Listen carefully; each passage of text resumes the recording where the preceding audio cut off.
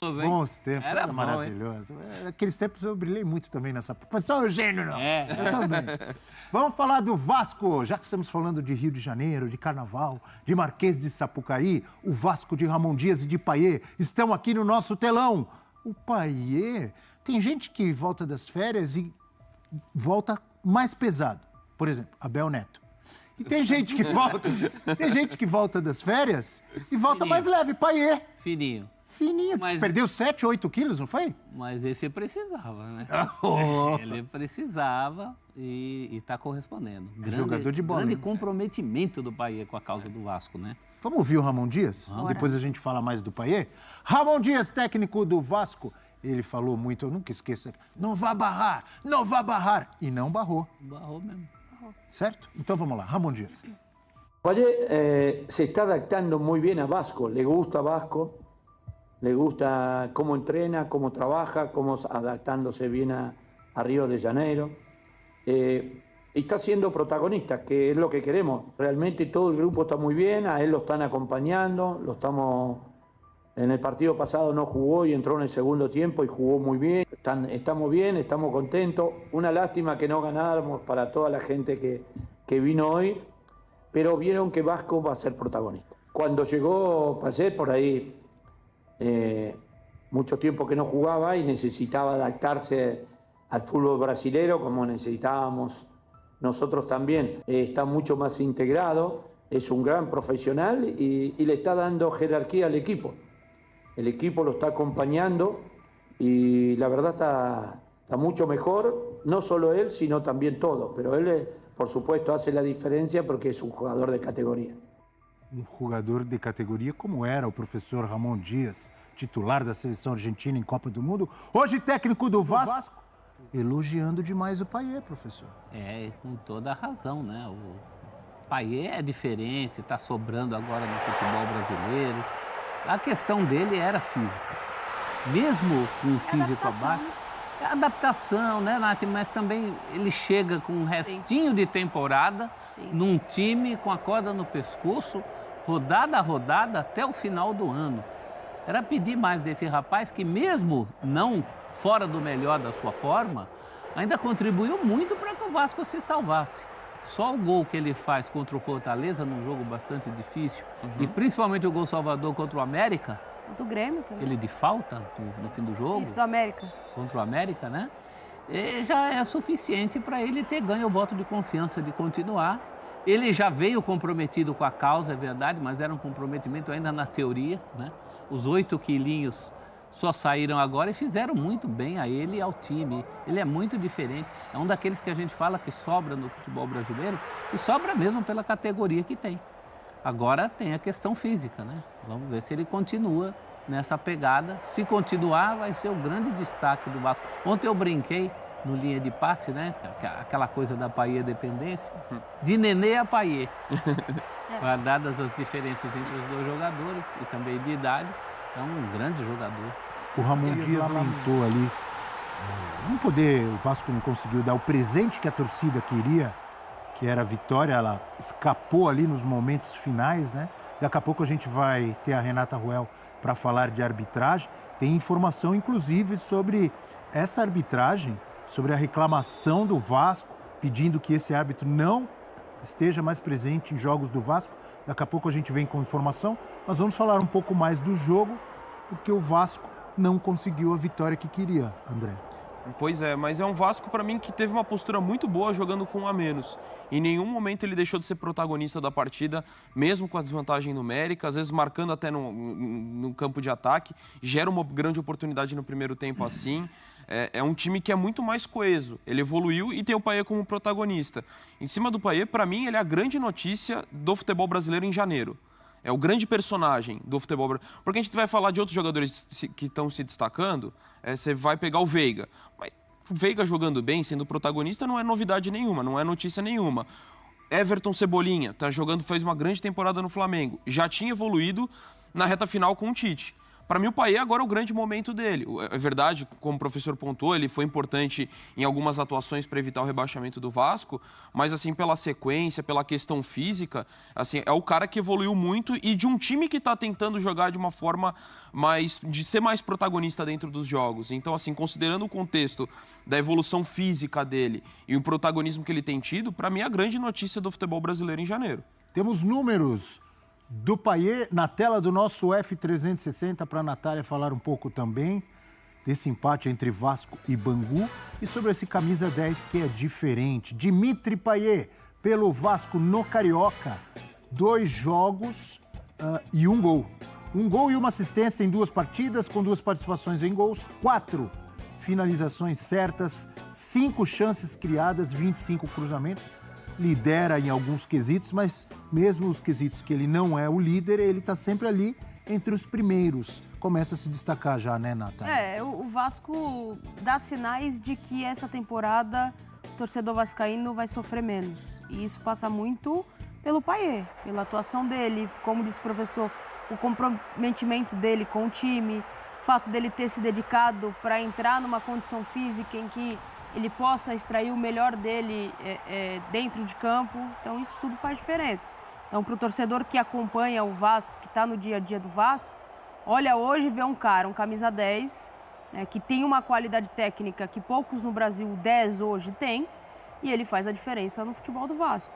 Aí você pega um planejamento que vai devagar no mercado, mas que vai de forma ali consciente para montar esse time e gerar profundidade no time.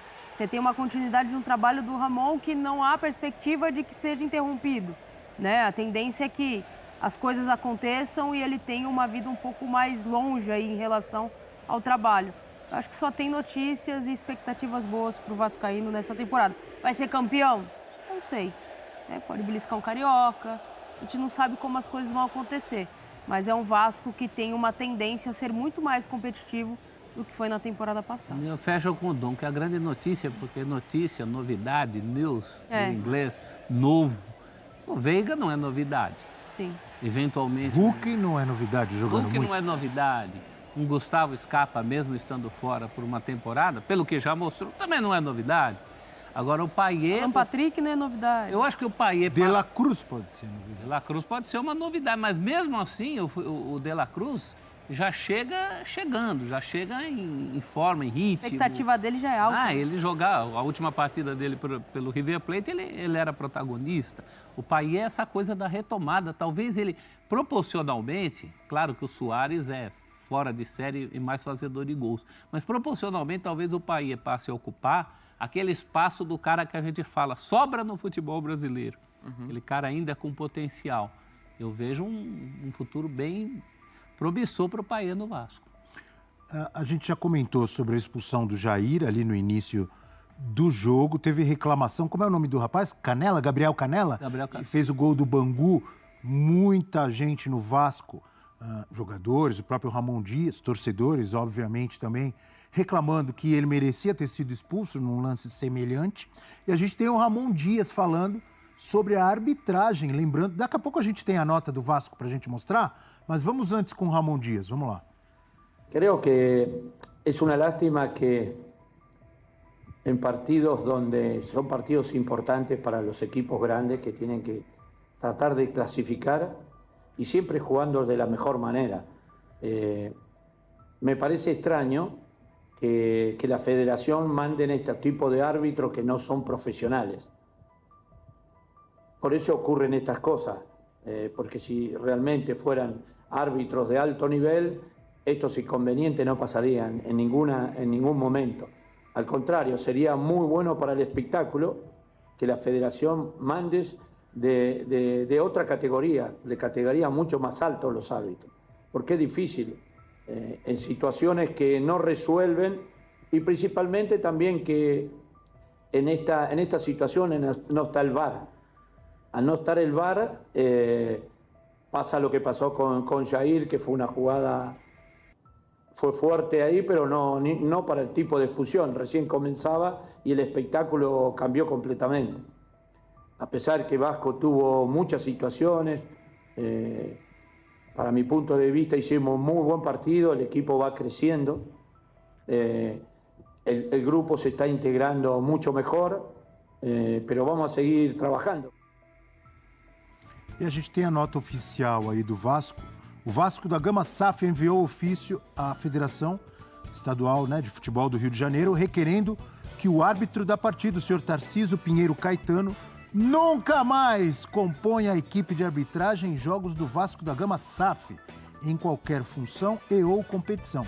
E também esclarecimentos sobre as decisões da arbitragem hoje.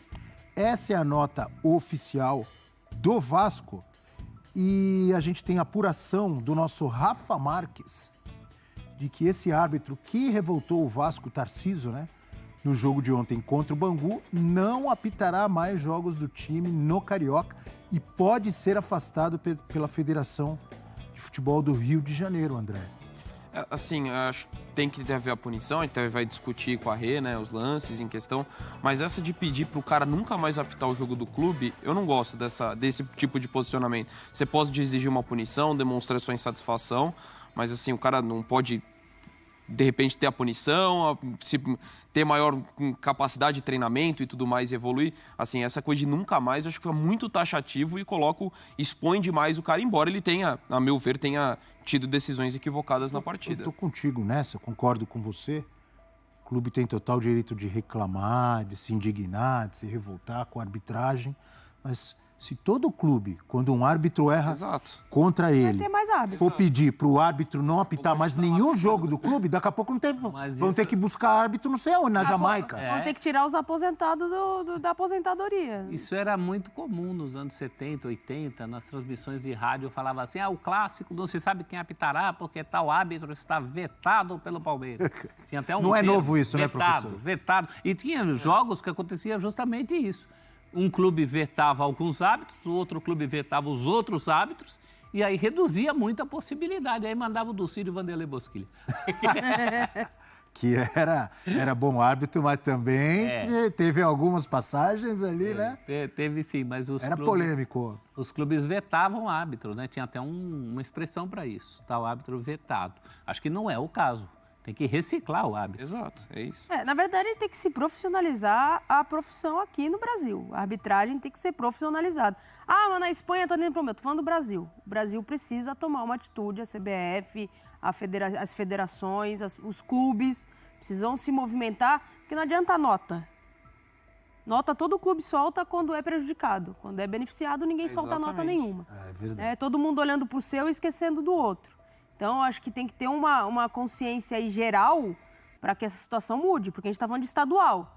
Vai começar a Copa do Brasil, vai começar o Campeonato Brasileiro. E aí a gente está falando, mas tem o VAR. Mas quantas vezes a gente viu erro com o VAR? Sim. Então, não adianta. Ou a gente realmente pensa num processo em que a gente vai melhorar isso, ou as notas vão continuar saindo todos os dias. E temos conosco, professor